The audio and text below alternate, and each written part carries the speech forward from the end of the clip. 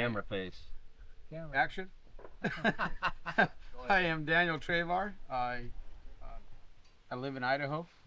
I am part of the IRC. I have been in roller pigeons for 15 years now. I'm Brent Martindale. I'm from Boise, and I've had pigeons in the backyard my whole life. How long is that? 69 years. I just wanted to get established he's older than me. And we're fighting over who's grayer. Yeah, I know. Who turned the whitest? Ken Billings had pigeons for a long time. 50 years. So, I'm a transplant. Moved here in 1996.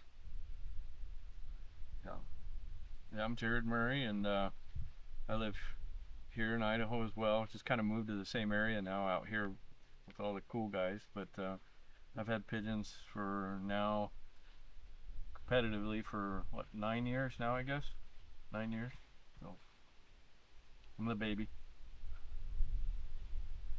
All right, Dan, you got any questions for your incredible region? I'll start with Jarod. All questions are coming from the head of the table. Yeah. Oh, this is different. There was a plan. For now. Oh boy, okay, cool. Just so you know, I never got this list beforehand. How did you get interested into roller pigeons? What got you into them? Well, I've always, I think I've said it before, and most everybody, you see them when you're a child, right, or a kid. And my dad had them, and we had some of the old school Pensum stuff that came from the Boise area that he got from a guy named Dennis Reichart. And those old guys from there. He was good friends with Dennis Reichart growing up, but had him as a kid. But I always just loved the look of a Birmingham Roller.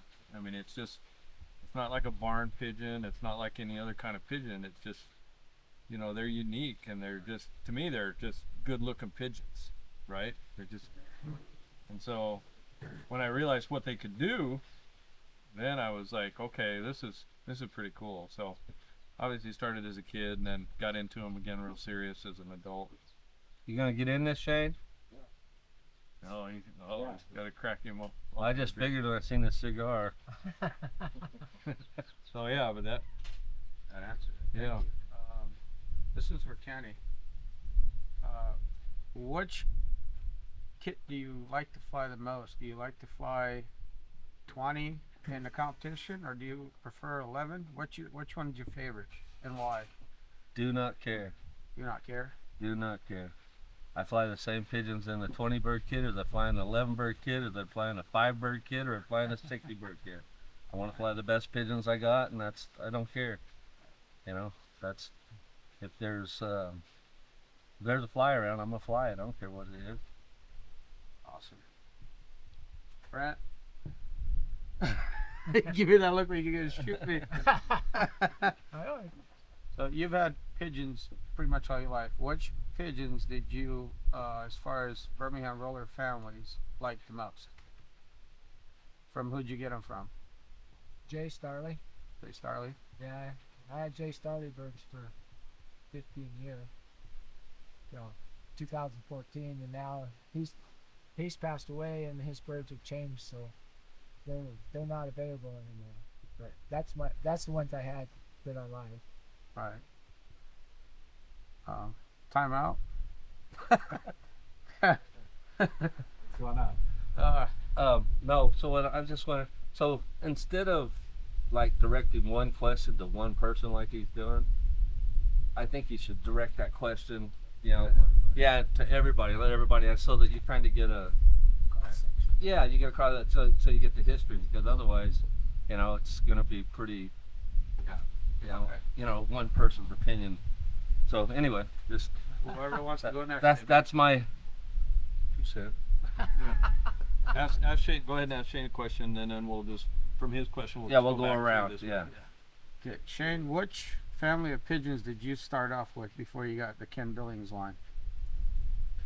1985, Spokane, Washington. A gentleman, good friend of mine, Stuart Brown, They were pure stand-flown pigeons, and that's the first time I'd ever seen a real spinner, a real rolling hard type of pigeon. And through the course of life, I kind of messed those birds off, but I haven't seen anything roll any harder than the family of birds I have right now. Nice. Jared, you got a question? You know, the family of birds I started out with probably in the very beginning was, well, I mean, just to have pigeons because I like to look at them. I bought some from an auction in Caldwell, and they ended up coming from Beaver Dayton's dad. He was auctioning off some pigeons. Vance Dayton. And I just wanted something to look at. Were cool, but I think the first real competitive pigeons I got were from Everett Lightenberg, and here in Boise, and they went back to the old Gillespie stuff. Is what they went back to. Which is Telstar. Telstar, the old Telstar family in Gillespie, and then I got in some Simpsons, which, I didn't know how to fly pigeons. I mean, I didn't know what I was doing, and then I start learning, and then the Simpson pigeon, the Don Simpson pigeons, are what started working for me. That kind of cut my teeth on, I guess. Yeah. Well, I like the Starly birds because they worked for me. That's Right.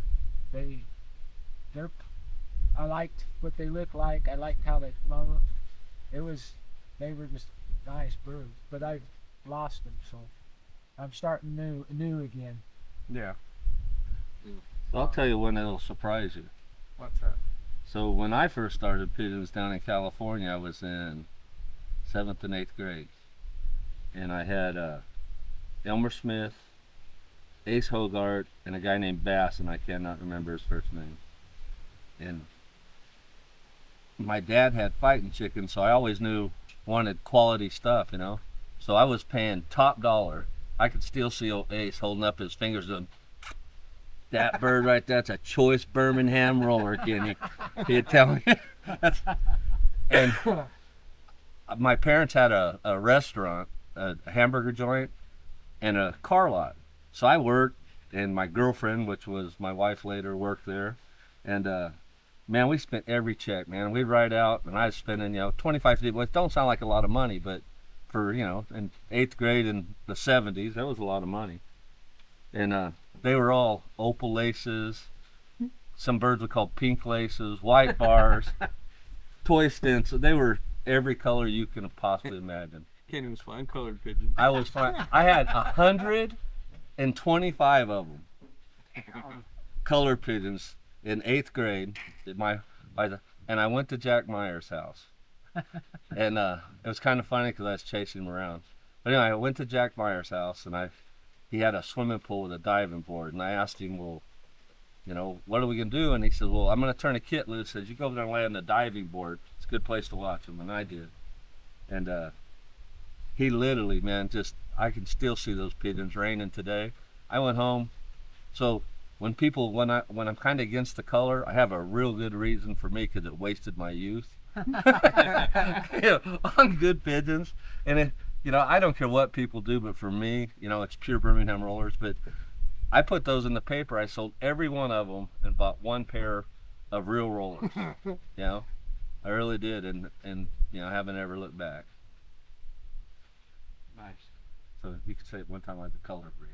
How about you, Shay?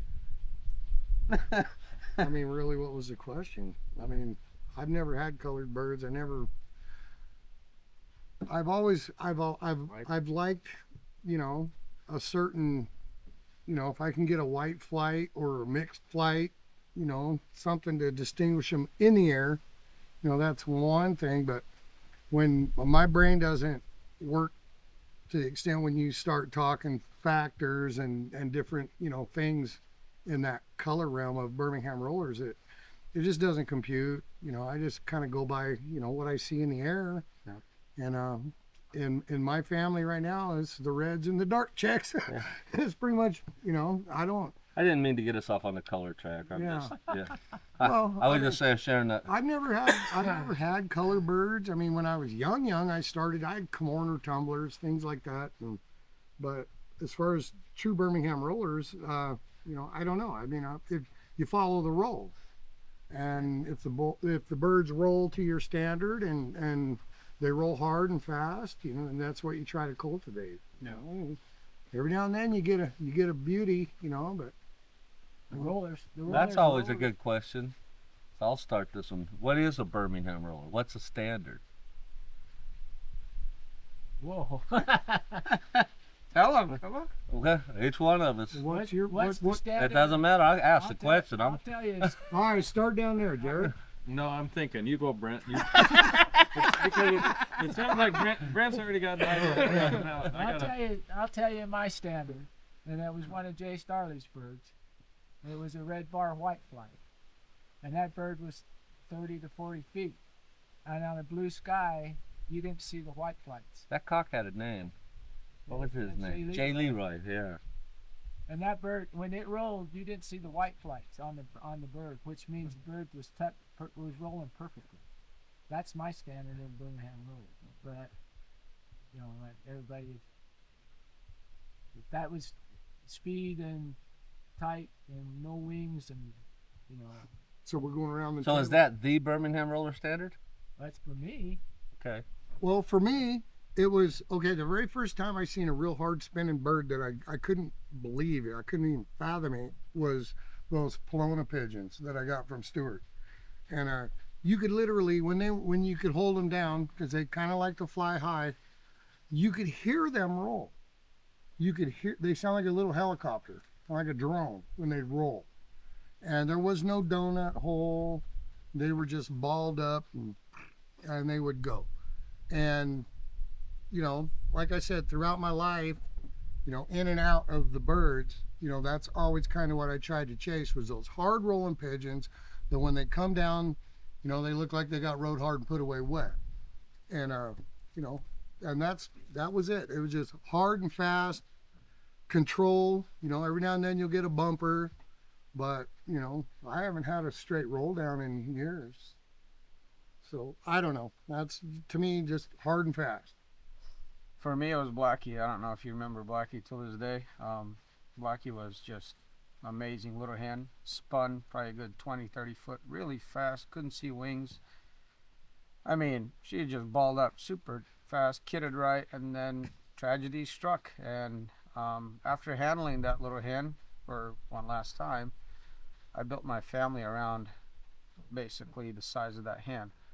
My hens are practically just as small as she is. My cocks are medium. They're not very big, but that's my standard of that little Blackie hen. That speed, that style, the frequency, the kidding, just you can't top it.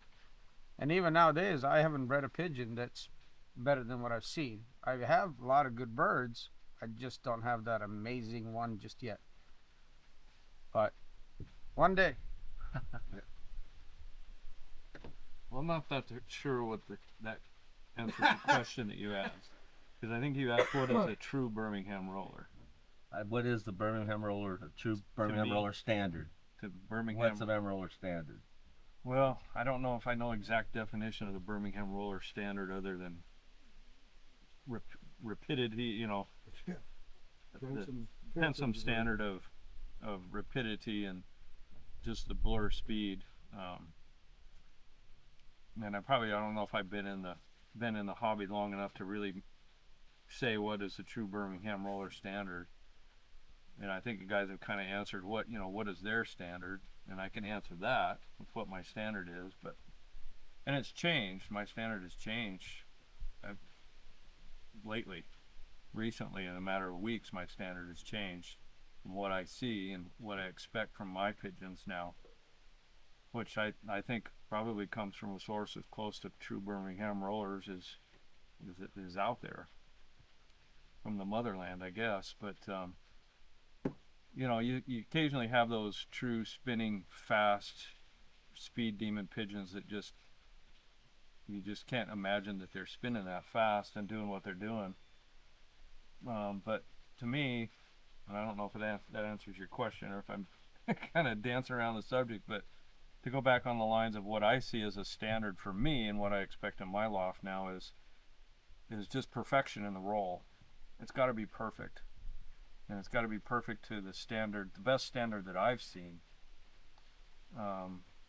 Which is, it's got to start into the roll in perfect execution. It's got to roll properly, not necessarily extremely fast, but it's got to roll proper, no wing switching, with enough rapidity that it kind of blurs out a little bit. It's proper, but the coming out of the exit of the roll, for me now, has to be perfection. It can't come out sideways. It can't come out backwards. It can't tail ride. It can't do any of that crap. It's got to, the Birmingham standard has got to be perfection, or the breed, I think, will fizzle out. It's got to change. Oh, I don't know if that answered that question. It does. Yeah. So my answer to it is, since it was my question, like that's kind of not fair, but so what I notice is when we go around the table and we talk about Birmingham Roller, what we don't talk about when you talk about a Birmingham Roller is you talk about speed, depth, style. No one's talked about the unison because it's not the standard. The standard has always been the true Birmingham Roller. So we come from when I started in the 70s, that was the only standard. Now I think we're coming into an age of enlightenment, or whatever you want to call it, where we're going to improve, and we're starting to add the braking and the simultaneous braking and that type of stuff. But me personally, you cannot walk away from the speed, style, depth, the things that make a Birmingham Roller, because the Birmingham Roller is not about unison brakes. The Birmingham Roller first is a standard of spin, and then once you reach a standard of spin, you add all of the other stuff, the braking, the clean, you add everything to outstanding velocity spin. And we're getting it backwards, in the hobby, and we need to. I'm all for the braking. I mean, I'm competitive as anybody, and I want them braking right, and I want them braking all the time. But we have to not lower that standard to say, okay, these birds don't roll quite as good, but they brake a lot better, and then make that the standard. I mean, it's okay if the kit does that, and it's okay if it scores, but you can't let that be the standard. The primary standard. Yeah, that can't be the standard. The standard has to be held on to, and we have to keep that focus because concepts mean things. And if we get away from that standard, what we're going to get into is a bunch of competition tumblers, just like William Pinson wrote in the book. Said if turns take over the Birmingham Roller, all we're going to have are competition tumblers. And I think that held some truth to it, but I think that we're past that. We want it all. In the new era, we want everything. We want the brakes, we want the speed, we want the depth, we want the style, we want it all.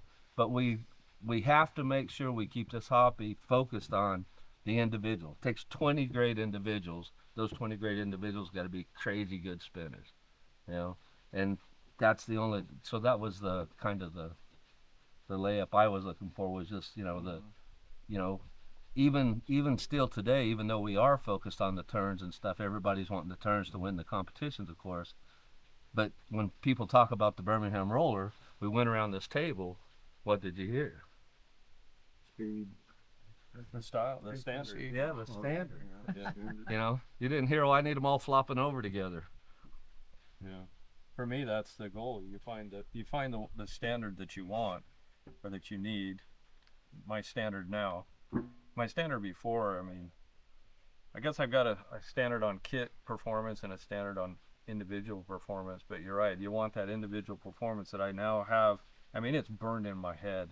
Yeah. I mean, these pigeons I saw in England, and I've seen them here in the States too, and I've seen different things in the States here that England doesn't have, but the things I saw in England were just, it's burned into my brain, this spin and this quality of the spin that they have in these pigeons, and I want 20 of them.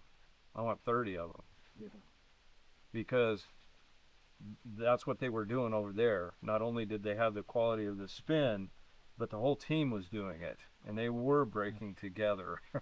They really were. And I've seen a few of those kits here. I mean, I've been fortunate enough to, I mean, I haven't judged a ton, but I've judged all over the country. I've been from one end to the other, and I've been overseas now, Canada included. And I've seen some really good kits. And I've seen some amazing good kits just right here in Idaho.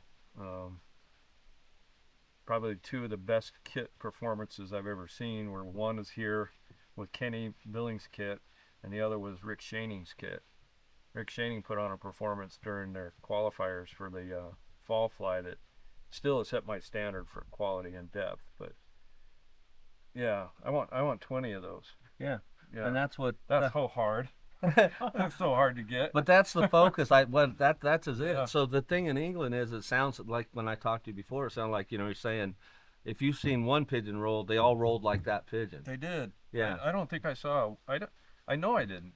I know for a fact, because I started looking for it. I never saw a wing switcher there. Yeah. Never saw a tail rider there. Well, I heard what I thought was So they have them. a ridiculous statement to me, and I mean, I've been hearing a few of them, but I heard speed kills, and I heard a guy just not too long ago on a podcast say, this isn't a speed competition, this is a roller competition.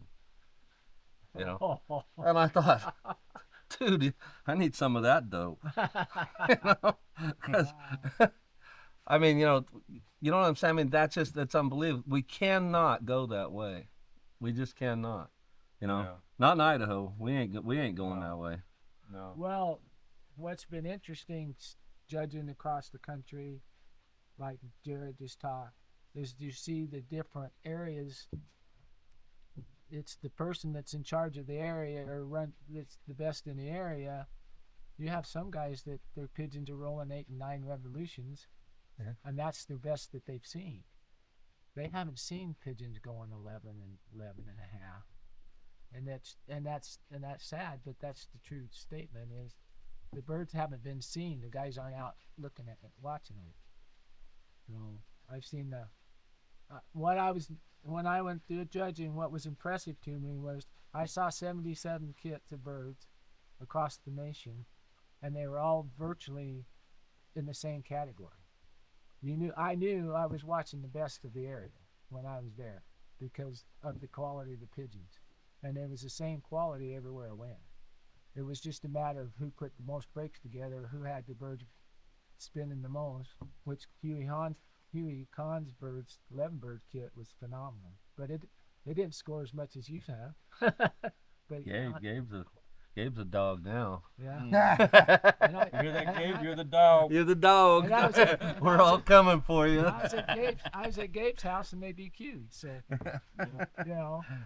So, and again, what the downfall of the United States people is they don't do the kitting. They're not into the kit of the unison breaks and the tight kitting, and that's in like you said, it's not being thought about right now, and that's where South Africa and them have got the lead on us, is because their kits are better than our kits. Yeah. Their America has to pick up their game on the breaking, without a doubt. But we also have to keep what the standard is. Yeah. We want it all. We don't want to give up the Birmingham Roller for the turns. We want the turns and the Birmingham Roller. Well, Brian McCormick scored 3,000 points, but the team of pigeons is the team of pigeons. Is the best team of pigeons kit of pigeons I've ever seen, as far as a kit of pigeons. And the birds aren't the fastest pigeons, but they're in the 9-10 category, and they ball up like crazy, and they're all 30-footers. It's all the same stuff. So when it breaks, you got 3 or 4 seconds to watch the kit break. Yeah, exactly. Yeah. And then they're doing that every 15 seconds, and they did it for an hour and a half. I mean, it was amazing in itself. Yeah, and so he's a master at getting them to work for an hour, crazy through the time. Their spinning is great, but if that kit was half the depth, they would look like crap because they're so tight. It's hard to judge them. There's no separation. Yeah, it's gotta If be you're looking for separation, you're not going to look at Brian's kit. You have to be watching what spinning's going on.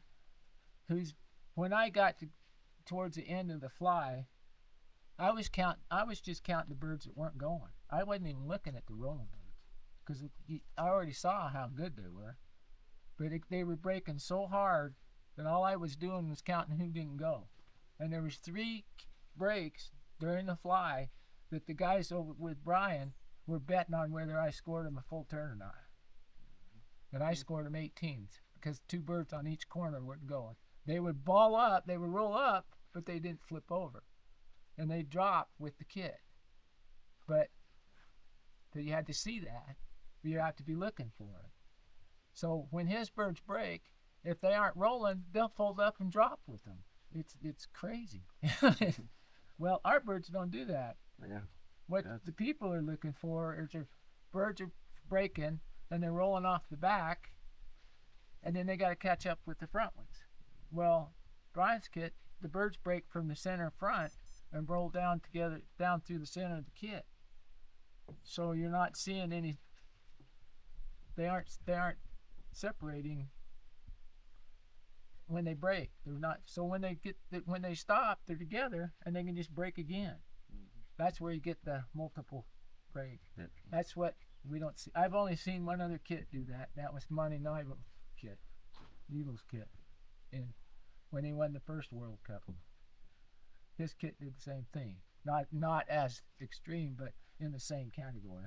If their birds broke, the ones that didn't go dropped down to where they were. When they stopped rolling, they were together, and they turned out of it. And you don't see that anymore. So anybody else got a question? That was my question. So I've got one for everybody. How long would you fly a kit of pigeons before you decide to select 1 or 2 for your stock loft? And what does it have to be like to reach your stock loft? Say the question again. How long do you It's got multiple parts. How long do you fly a kit before Gracie. you decide yourself? Grace. I would like to put a cock and a hen away. Do you fly it for 5 years, 6 years before your bird's proven itself enough for you to put 1 or 2 away? I'll let you guys start on that. Oh, I'll start on it. Let me pause you guys for a second. Yep. Let's go ahead and go to ND, variable ND. losing light. So when it turns from effective, I turn these lights off. No, don't worry about it. These actually work very well in low light. We just gotta program it to adapt to the low light. Okay. I'm gonna go pee on the bush. Yeah. Break. Intermission, guys. There. Intermission. When you're in the country, it's all bathroom, right? It's gonna suck when them grapes match your balls. Well, Stingy, why don't you just go get you a beer? Oh, Yeah, thank you. but it's like we're I'm gonna give it. in my, I mean, this is just my kind of thought thread. There's more to it than just the competition aspect to the Birmingham Rollers. There's a lot of dudes that have tremendous capability that don't compete. They're almost overwhelmed or afraid to. Put that in a question form, like I don't know. this. Well, a question form would be, Well, that's you know, under Daniel. the only good. No, it's everybody. It's everybody. But you know, are there good dudes out there with great pigeons that don't fly competition? There I mean, are, absolutely. you know. And I have seen them. Yeah. Yep. So I'm just saying that's that's a fair question. I think, you know, for a lot of the fellas that have really tremendous birds, they're almost overwhelmed by the whole competition thing. Like with my thing, Rick Wall, like that, your phone, I can't.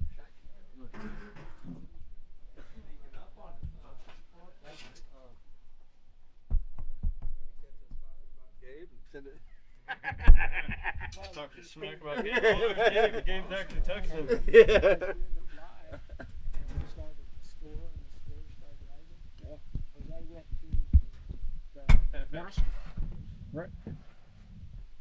Don't drop that thing on the ground over there. There's a lot of red ants.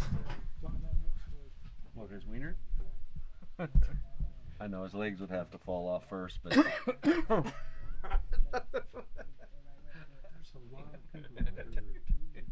Almost overwhelmed, or what do you call it? They're almost scared. That thing getting heavy like a sturgeon pole there, buddy? Yeah. That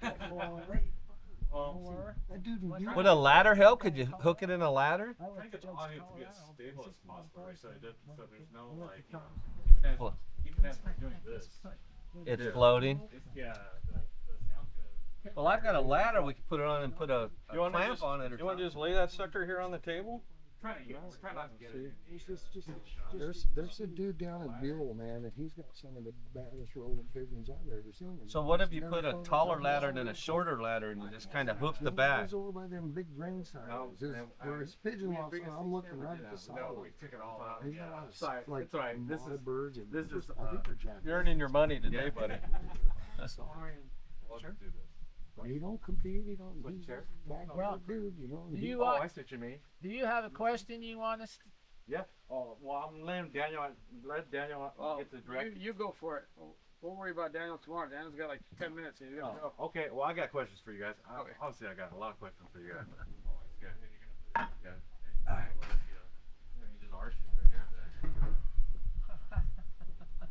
Damn. Just like sturgeon fishing. Yeah. Then step on it with your heel. Reminds me when I was on Pornhub. Flip the chair around and then put it in that thing like you were. Me. If you flip the chair though, it'd be higher towards you and then you could stick it behind it.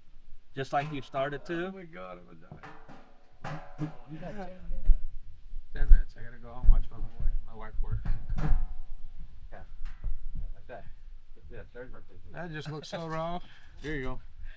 Let's think about that. I'm looking for you.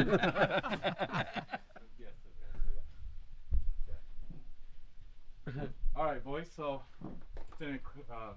one of the interesting thing I experienced here is that a lot of you guys aren't natives here. All right. Except for two, I am. three. Okay. No, you're I've not. lived elsewhere. Bullshit. I've- I've lived elsewhere, but I was born and native raised right Idahoan. here. You're native. You're as native as a carp.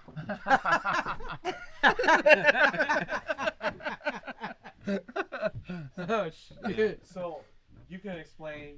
I'd love to hear all you guys' perspective. Why Idaho? Oh. I can go first if you want. Yeah. So when I was 5, me and my family went through a war. It was a war in Europe. It was Serbia against Bosnia back in the day. So we had to get out of our house because the Bosnian army was coming down shooting everything and anything. I've lost a couple family members, and my family and I, we got put in the back of a semi-truck, which it was a friend of mine, not friend of mine, but my dad's friend from the army. We got driven all the way to Kosovo, and we stayed there for about 7 years. So I was 11 when I came to the United States, but in the meantime, we had to apply through a government institute over there to come to the United States because, I mean, we were living in a freaking manufactured home with 60 bedrooms and only 3 bathrooms. So all the families that were there, they were from war or what they went through and whatnot. We were all, immigrants, I guess you could say, because we come from all sorts of parts of the Europe. So after the 3rd time applying, my family and I, we got an application approved and accepted by a couple that lived here in Idaho. Although we had a choice whether we wanted to go to California, New York, or Idaho, we chose Idaho because we already had friends here from living with us in that manufactured home. We were friends, we ate food together, and so we figured, since we already know somebody, it'd be easier to get around and get to know things and whatnot. So we chose Idaho. And then when my family and I got here, it was kind of rough for me and my brother because, we're in a brand new place. We're not at home anymore. So we had to adjust. And so living for 3 months with my with our sponsors, I didn't know any English, not a word. Neither did my brother, nobody in my family. We had to get a translator every day, when they wanted to talk to us and ask us what we wanted. My dad and my mom replied, and they said, you know what? I don't want anything. I just want a job. I need an apartment, and I need a car. But I don't want it for free. I want to work for it. So the family that we were staying with, they had an old 2002 BMW. It's an old beater, classic car, So they gave that to my dad, and they made payments because he couldn't accept it for free. So he had to make $100 payments every month until he paid off $2,000. So my dad started working at thrifty car rental. My mom worked at a laundry, and me and my brother, we always stayed in an apartment, played Mario games. We'd get a computer, we'd just tear it apart with the hammer and a screwdriver. We didn't know, how to turn it on or get on the internet, so we just wreck it. So it was rough coming to another country, but at least you had a lot more opportunity. There was no limit to what you wanted to do and what you wanted to be, because you had any kind of school you ever want to go to. You can I never thought I'd go to high school. I only went up to, when I went to school in Europe, I was only there till 4th grade until I had to go. And then I came here and they skipped my grades all the way to 8th. And so I went to 8th grade, 8th through 12th. Took a lot of summer school, graduated with flying colors. And after that, got a job, started working, got my citizenship. And what's cool about my citizenship, when I got it, I swear to you, man, I walked in and the guy looked at me and he's like, hey son, so it's 100 questions. This is going to be a while. Do you want me to ask you now, or do you want me to wait 10 minutes till you get ready? It's like, no, I'm ready right now. I was done in 7 minutes. I already answered. I got 83 right out of 100, which is good enough for him. So I got my certificate, and I didn't know where the place was to go get my citizenship, to make it finalized. So I had brother Shane go with me. Me and him, it was freaking badass. It was me and him. He sat in the audience when I went up. I was nervous as hell, man. I was shaking.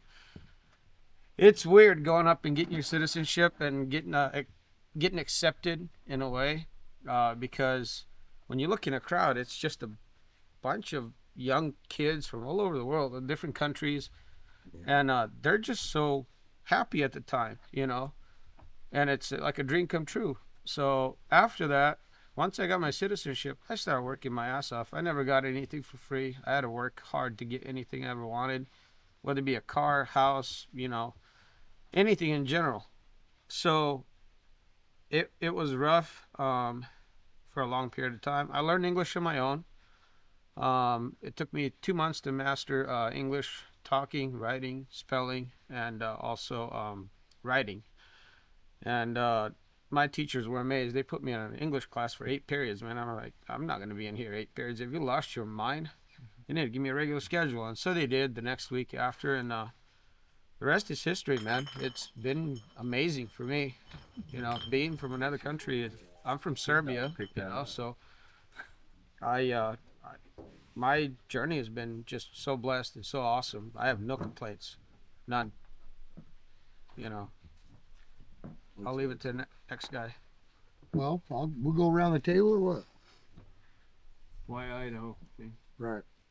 I was born in Jerome, Idaho, and That's the problem. yeah. Through my whole life, I've lived in Spokane, Washington for a lot of years. I lived down in California, Merced for several years, but I always migrate back to Idaho because of, number one, my family, the outdoor lifestyle. There's nothing better. I mean, even up by Yosemite, in California, there's nothing better than the Sawtooth Mountain Range, the Sawtooth Valley. I mean, I lived in Sun Valley most of my life, but I don't know. I mean, this is where my family's from, and this is what I do. But it's wonderful that Daniel, with his story, he did it right, and that was one of the coolest days in my life Right. where I got to go with this man, and he got naturalized as a U.S. citizen. Oh, it was. I had tears in my eyes. I mean, it was freaking awesome. But he did it right, you know. Well, I studied American history in high school. I was so into it that I made the principal have me 2 periods in a history class. And I was just so inspired, learning about George Washington, Abe Lincoln, and, Samuel Adams, and so on and so forth. So when it came down to testing, it was no issue once ever for me. It was just like a cakewalk, I guess you could say. It was really quick. I do wish I got my citizenship a lot quicker, because it would have opened more doors for me as far as work. But it takes time. When you come to the U.S. and they give you a visa or a green card, you have, with the green card, you have, I think it's 4 years before you get your citizenship, as far as I remember. So I had my mom, my dad, and me get it, but I did it differently than my mom and my dad. My dad doesn't know English. My mom doesn't know any English. They just went in, signed paperwork, and they were done. They weren't going to test them anyway. So for me, it's different because I was in high school. So coming here in a foreign country for me was a dream come true, man. I like I said, no regrets, all happy thoughts. I feel more at home here than in my own country. I've been back to my country and I've hated my life, even just for going, because it's not the same. So much has changed. People have changed. They see you and you look like a visitor. They'll lock up the doors on their shop. They'll lock the freaking markets. They'll shut the blinds down on their home because they've never seen you before. And even if they did, they saw you 20 years ago, so they don't remember you. So I don't ever want to go back to my own country. I love it here. I enjoy it. Yes, I'm not an Idaho native, but I feel like one. Well, you're an American. I am. Proud one. I was there. It was cool. I'm a born and raised Idahoan. I live at 150 miles from where I was born, but I haven't seen any place better. I was at Dave Gerke's house years ago, and Dave says, I want to go to a place when I retire that has mild winters and low humidity and nice summers. And I said, I know where that is, but not telling you I'm not telling you where it's at. So, no, I just haven't had any. Every place has its nice things and its bad things. It's just Idaho's. My family, I'm family here, and we didn't move very far. So. I was in and out. Well, I'm truly a Montanan at heart. Me too. Everybody moved to Montana. It's from Montana. Everybody moved to Montana. Yeah, Get out of here. Rick, we hear there's room in Polson. What did you say? What did you say? There's room in Polson. So I moved here in 1996. Seems like, I've been here longer than I was there at this point. But, yeah, it provided opportunities. I mean, look what I have here. Compared to when I moved here, I hadn't bought a home. I'm on my 4th now. I have rentals, and, it's been a golden opportunity. But honestly, I moved here on a handshake from an old man across the street. He was fixing up a place, and I told him I'd like to rent his house. I come down to see a friend, Brian Manning, and he tells me, well, it'll be ready in 3 months, and I thought, yeah, right. So I said, well, can I fill out an application? And he stuck his hand out. This is a true story. He said, here's your application, and shook his hand. And 3 months later, that old bugger called me up, and said, hey, that house is ready. Still moving in? And I said, be there in 2 weeks, But if I would have traveled, I really probably would have went to Montana, because I went on a loop with my wife to move, and we went here. Montana's a cool state. We came up to here. We came to Utah, Vegas, down through South down there, but I didn't go up to Montana, and I love the ground up there, but I love it here too, So, here in Montana, I think are 2 great places that everybody should live here, but I don't want nobody else moving here. Nope. Zero. So big, you can stay in California. Yeah. I mean, I can't say much either. I've been here my whole life, so I mean, you asked why Idaho, but there's a lot of great reasons to be in Idaho, and until you come here, you'll never know. It's pretty much full, so yeah, Montana's great. And I hear there's a lot of room up by Kalispell, and Columbus. You know, there's a lot of room in Montana. It's a big state. It's a big state, Rick. I'm looking at you, Rick. It's a big state.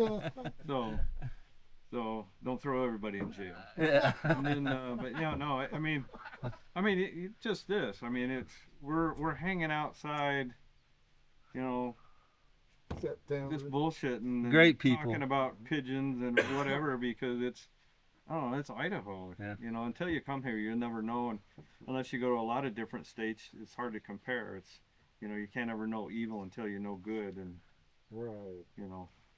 Then you move to Polson. Yeah. Folsom's really good. It's beautiful there. I got a question if there's time. Yeah. And Absolutely. we're gonna get back into pigeons. Thank God. So, pigeon, if it's okay, unless you got another question, Ming, you want to. I got one to close it all out. That'll be that should get you guys all really rowdy up. Get us riled up. Yeah. So my question is what in the rules of pigeon flying competition would you want to change or modify? And let me preface that with saying, when I went over to England, they were having the All England fly, and they've got a little different rules over there than we have here. For example, like the outbird rule, right? So that's kind of where I'm reaching there. What in our MBRC rules, World Cup rules, fly rules, what would you like to see change or modify or tweak a little bit to for whatever reason? Make the depth of the bird instead of 10 feet, 20 Minimum. minimum. Whoa. That's a tough. Minimum. I don't know. I don't. You know. I don't know. I don't think. Honestly, I don't think our rules need to be changed. I mean, if you're allowed a couple outbirds, I kind of agree with Daniel though. I mean, the 10-foot minimum, you get a good solid kit that's just breaking big, hitting that wall, but they're only rolling 10 feet. You know, they can do that all day long. But when you start getting them birds that are going 30, 40, 50, 60 feet, you know, them are the birds that are going to end up burning themselves out, especially when you get good frequency, and they're going to start coming down early, and you know, then your kit breaks up, and I don't know. You know, I don't know. In my opinion, I don't think nothing needs changed, and but I got to give a shout out to some of the backyard flyers that are almost afraid or confused over the whole comp thing, that have tremendous birds. They fly excellent rollers, but they're just too afraid to, you know, take that dive off into, you know, the kind of stuff that we do, you know, and, you know, it is what it is. And then the birds of prey is always an issue, you know, so, I mean, it is what it is, but the 10-foot minimum, I guess, is okay. I mean, if that's our standard, but I like deeper birds. I mean, but I think 10 foot's really easy to breed for. easy. I honestly, And I 10 don't know foot, 10 about foot, other guys, but for me, spinning 10 pigeon. foot's really easy to breed for. 10 foot's like hunting with a dash hound and them little short legs. Yeah. Well, You know what I Slug mean. gun. 10 foot's pretty easy to breed for. I don't know about different families, but so far for mine, it's been really easy. I mean, 10 foot, I call them a roller. I don't even call it a spinner. Once it hits 20 and beyond, and with speed, I call it a spinner.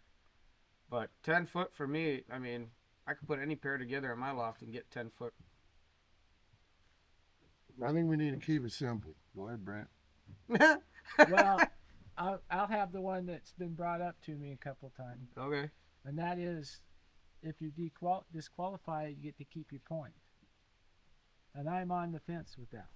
I don't know. No What do you mean? What, like if you DQ whatever's on your If you- scorecard? If you DQ at 10 minutes, then what's on your scorecard is on your scorecard. You keep it. Which I'm I got a whole I'm okay. file folder full of those. Well, okay, so Captain Dairy Queen over there. so when me and Doc came up with that rule, the reasoning for that rule was, at the time, guys were flying the competition tumblers, and you can burn them out in 8 minutes and score 200 points. Right. And the whole point is the birds fly 20 minutes. So then we started. So why has that point changed? Why is that point changed? Yeah, when you came up with that, Well, why would we change the point that you guys were? Because I think your point then was right for the point. well, It that's hasn't changed. so where I'm at is on the fence, but I'm on the fence of not changing it Yeah. because the point is you still got to fly. It's still part of the fly. You still got to fly 15 minutes. And So if your birds come down early, whatever's on your scorecard called already, you get to keep. Well, let me ask you that's what this: we're talking about. you play basketball, you play 3 quarters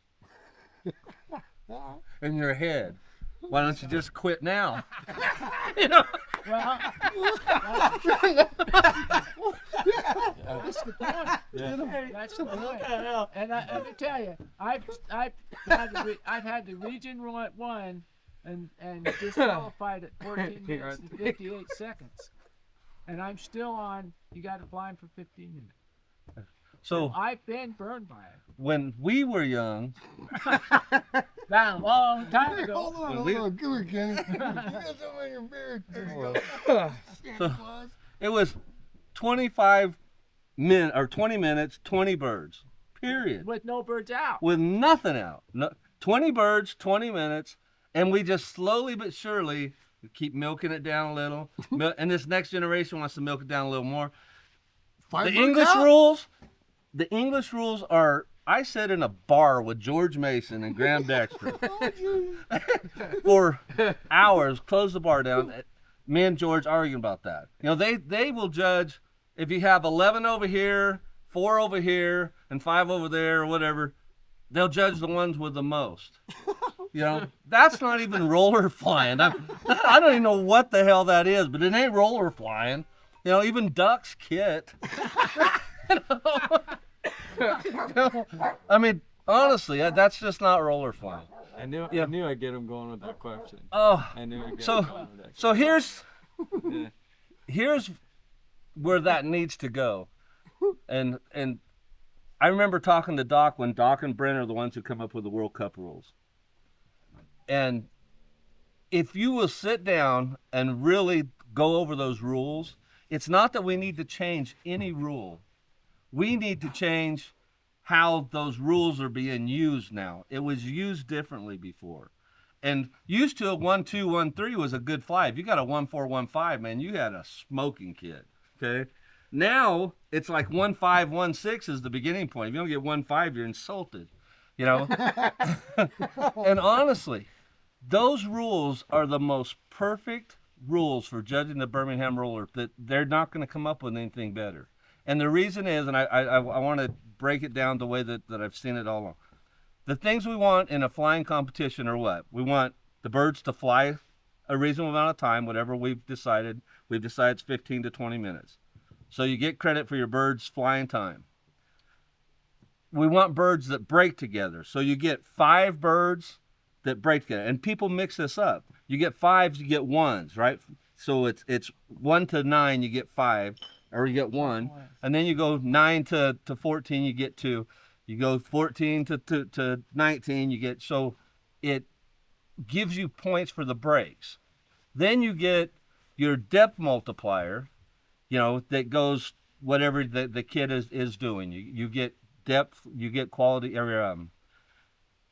I'm trying to get them class. So you get to judge the birds for their depth. You get for the quality, you get for the turns, you get for the time. As long as you don't mix those things up, the rules give you credit for everything they do. Kitting, we want our birds to kit. You get, if they don't kit, they don't score. Yeah, they have to kit. Absolutely perfect. That's the way it should be. If they don't kit, they don't score. If they're deeper, you get credit for them deeper as it goes along. If they turn bigger, You get credit for them turning bigger. As long as you don't mix it up. I mean, I hear guys say things like this. This is how bad it's getting. I won't give a 1 point anything to a kit that doesn't get halves or better. So they've mixed up now. A half gets times 2, so it gets credit for that. So they've mixed up their quality and their turns. You can't do that.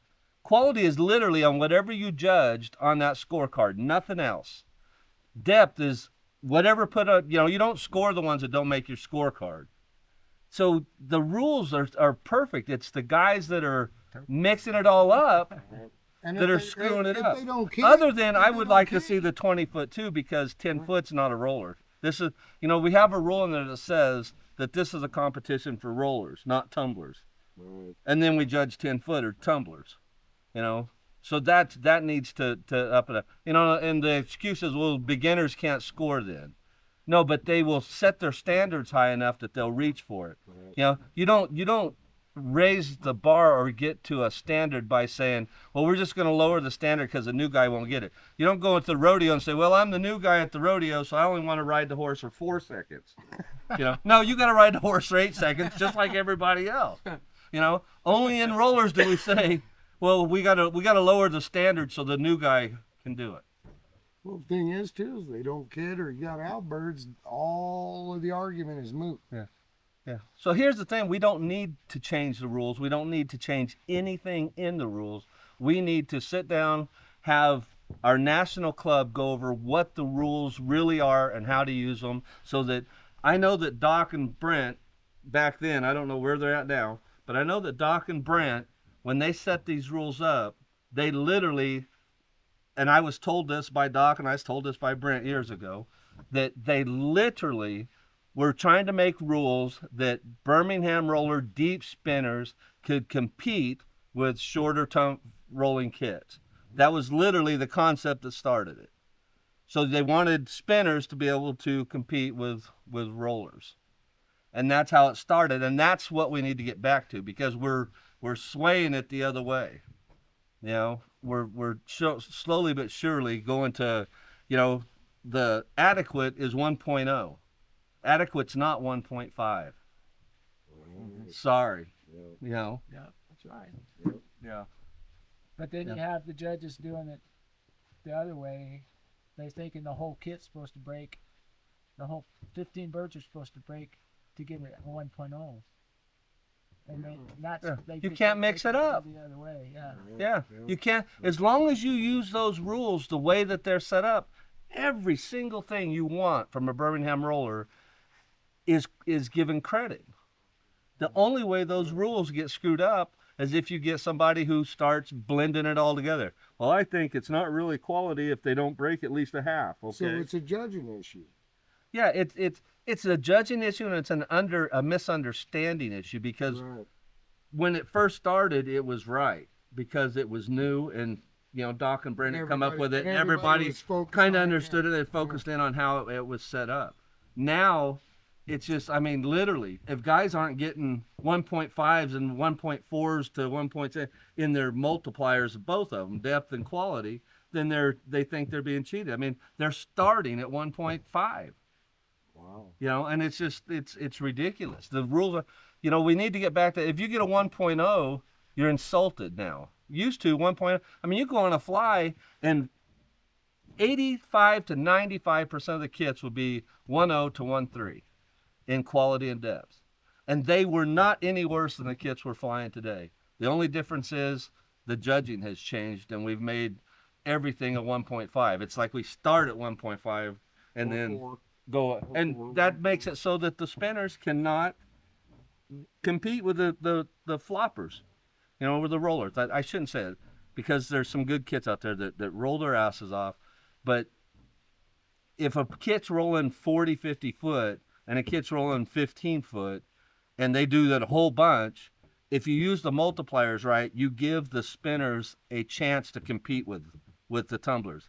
If you do not use them right, the tumblers win every time, because the breaks are just going to make them win. Yeah. If you get a 16 bird break and a 1.5 quality factor. That team just scored 145 points Right. with one break. with one break. Yeah, we're going break. Yeah. Yeah.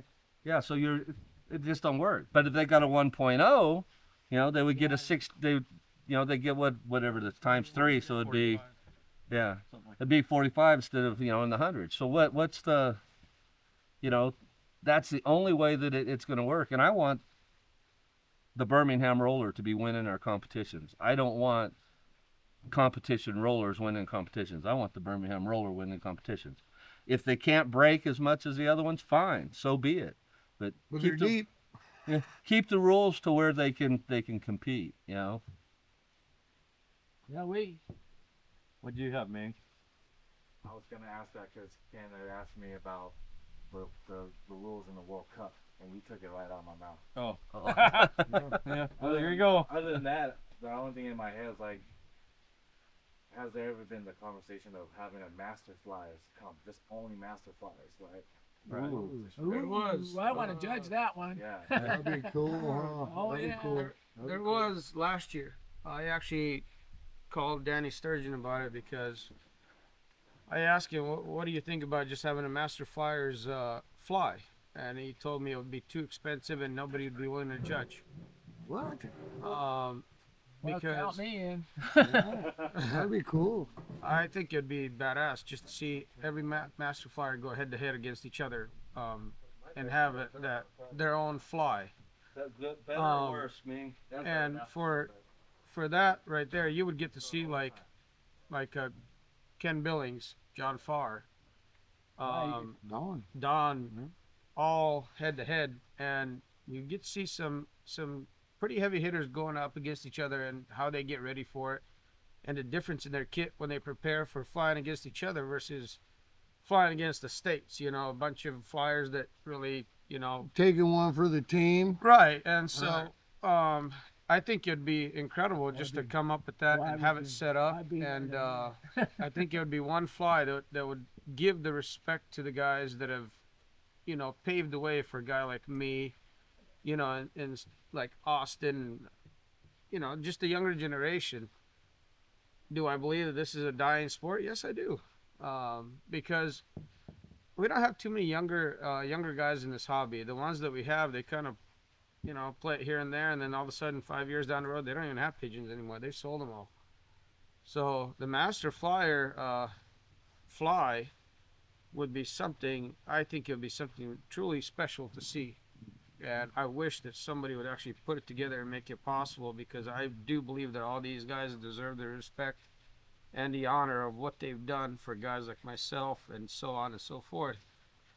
But like Danny Sturgeon said, it's hard to put it together. It's too much money, and it's hard enough to find a judge to judge everybody, because Yeah, logistics are a hard part Yeah, I of was it, gonna especially say, if it's going to be an MBRC sponsored event, then then there's a lot of logistics that do have to go into something Right. like that. What It's about it's a private or fantastic club idea. sponsored event? Yeah, I mean, it would cost. a you lot. could. It's possible to raise funds for something specific, but it would take some time. It's not that it's not impossible, but logistically it would be a difficult thing to do, but not Especially with impossible. social media the way it is. Sure, Yeah. you could damn near start a GoFundMe deal to get something like that going. I mean, not necessarily GoFundMe, but you know what I mean? I mean, it's not an impossible feat, but Do an auction to raise money just for that Right. purpose. yeah, Well, we started the World Cup. We could start the Master Flyer fly. that'd be kind of cool. I think it'd be better. But what to would be be the honest. end, what I would be really the do. what would be the end result? How many master flyers are there? Oh, I'd have to look at the records, but there's a Well, bunch. there's books right in there. I mean, I've got it right here on my phone. What's your guess? Oh, in the United States, living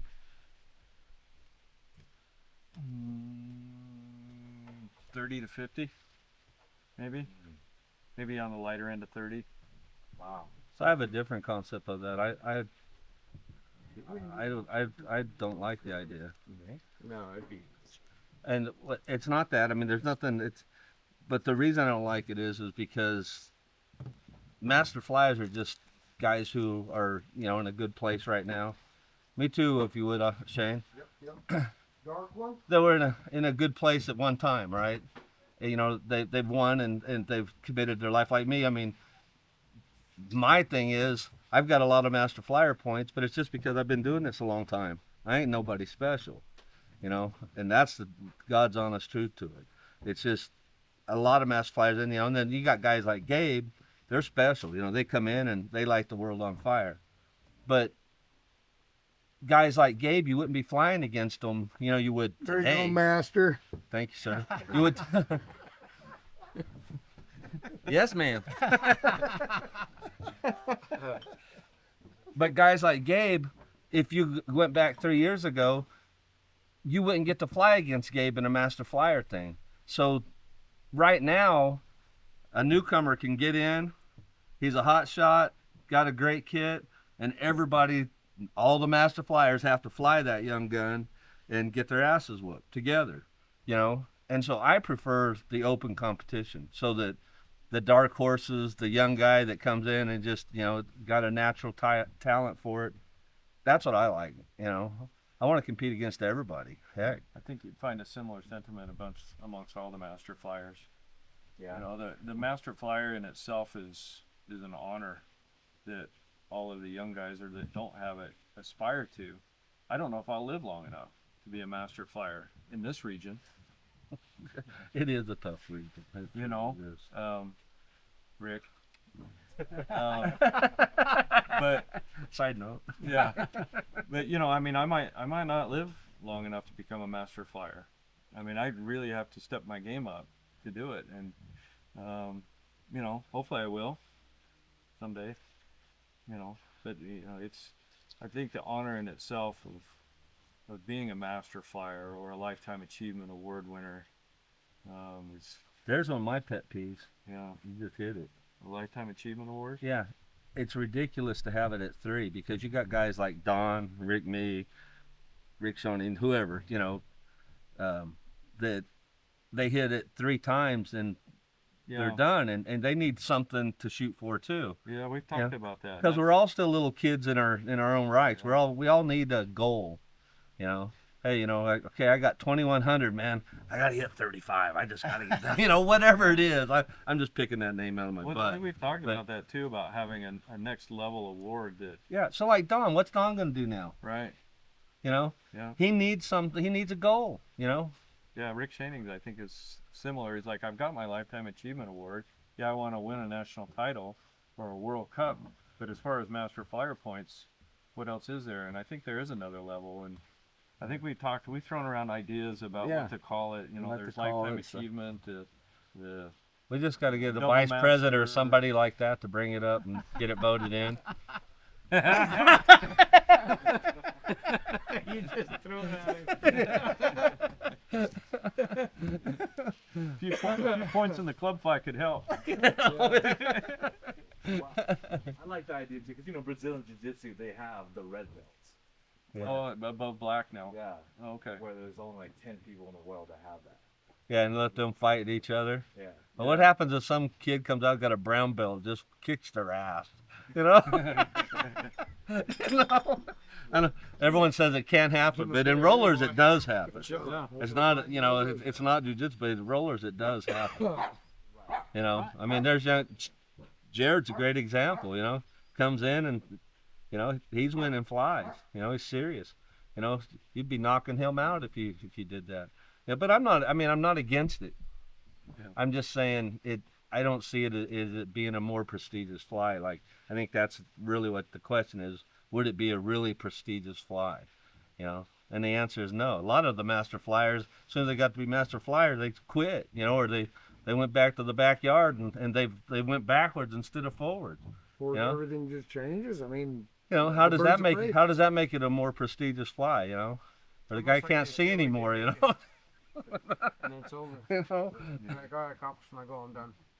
I think, like, yeah, it'd be nice to have a pinnacle, you know, something above Yeah. it. You know, that the masters, you know, to me, I like the idea of, let's see who's a real master flyer. Yeah. You know, bringing all the masters together of that. Well, I like the idea of setting a goal so high that you would have to be like a Gabe Glenn, you know, that wins a lot to achieve it. Because if you set, you know, the worst thing they ever did was set it at 750. It should have been started out at 2,000 or Oh 3,000. Lord, I'd never get there. Well, I know, but none of us would. None of us would. But you know what I'm saying? So that, so now we need to have one. We need to have a goal that does it. That's so far up there that if you do make it, you're like, holy crap! You know, that Or guy's- if you skip a year because of conditions or whatever. Well, you know, you whatever, skip a that- year, you that's- don't get your points. You know. that's not the system's fault. Right. Because we've talked about it, and I don't remember if I was talking to you about it or if I was talking Weed to hopper. yeah, Shifu. You know, so I might have been talking to Rick Shaning about it. I don't remember who I was talking to about it. Because I'm in the vice president spot, it's definitely a potential for an idea that I can bring forth. And you know, there's, you know, do you call it double master flyer? Do you call it you know, lifetime achievement award winners double master flyer? So do you call it, you know, I don't know. What do you, Ooh, I've got a question for you, VP. So why is it so hard to get into the MBRC Hall of Fame when you got guys that are, like Ken that have worked there all their life? Because we don't deserve it. Why not? Because we don't. Because we haven't done like me. I'm just talking about me personally, not everybody else. But the Hall of Fame is set up for guys who do the work and are the workhorses and not necessarily be known for their flying and stuff, but they do. Like, I'm going to use Tom Munson for an example. Tom Munson does For the organization. lawyer work and stuff for the organization and promotes the organization. You know, guys like me just have pigeons all the time when we fly pigeons. We're not those. That's a different level. That's a different kind There of. are guys that deserve to be in the Hall of Fame, like Jack Myers, for instance. That dude is Has anybody nominated him? Nick Bircher right now. I mean, that's let me answer your question in a nutshell for you when it comes to the master flyer, because I've got a lot of input and I've got some grief and I've got a lot of constructive criticism. Right. Master. Good way to think about the difference between Hall of Fame and master flyer or lifetime achievement award winner is they're almost two separate entities. Almost, I would say, just about without exception, everybody that gets nominated to go to the Hall of Fame is worthy of going to the Hall of Fame. Right. Some of those are flyers. Right. Some of them are guys that have just not donated and given a lot of time and effort to the MBRC, or just pigeons in general. or flyers. So Other flyers. think of it this way: that you know the guys that are really really good flyers like Jack and Kenny and those guys that's what they do. They're good flyers. They win flies. They're masters, right? That's their Hall of Fame. Okay. For the flyer. Right. That's their Hall of Fame. The guys that might not be master flyers doesn't mean that they don't give any less to the hobby. Right. They give equal amount, if not more, of their personal time. Right. That's the Hall of Fame. And the Hall of Fame is almost like a separate entity for those types of individuals. Okay. Guys like Danny Sturgeon, right? Danny Sturgeon is a Hall of Famer through and through, back and forth, upside down. Because So's of all Kenny, of his though. effort. I'm not. Because of all of I his don't do effort that that he does stuff. for the hobby, right? The MBRC and the hobby in general. Danny Sturgeon will probably be one of the first to admit he might not ever win a national title or be a master flyer because all his time is given to helping support the hobby. Right. So it's almost like they're two separate deals. Right. And that's I agree. kind of my explanation in a nutshell when I see. No, I'm just curious because there's a lot of guys. And it is hard to get in once you Right. get nominated Right. because of the rules that are set forth with a 66% have to be, you know. And have you made any enemies along the way? And they're on that panel? Right. And we've made improvements to where, you know, each Hall of Famer member has 3 votes. They can vote up to 3 times. The problem that's been in the past is the Hall of Famers aren't voting 3 times. They're voting for their buddy, or they're voting for one guy. Right. So even though they're voting for one person, they have 2 votes they're not using. If they would have used them, even though they didn't necessarily want to, Right. that probably could have put somebody into the Hall of Fame. Makes sense. That they were all deserving. Yeah. So Okay. maybe that explains why it's No, tough it does. to get It in. does. It Yeah. does. I get it now. Yeah, Yeah. we got 2 in this year.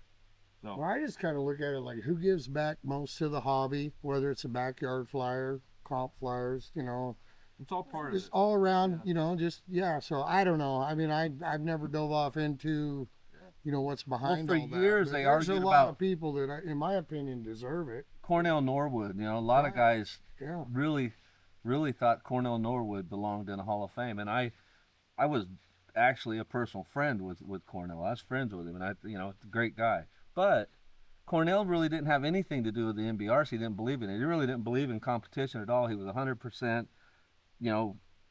groomed by Pensum, and he was the individual bird 100%. He really did nothing for the NBRC. So why, even though, the guys in his community would say Cornell was just great. We all got birds because of Cornell, and we did this because of Cornell, and we did that because of Cornell. But he never did anything for the NBRC. So how is he an NBRC Hall of Famer when he wasn't even a member of it most of the time? Yeah, it's an NBRC title.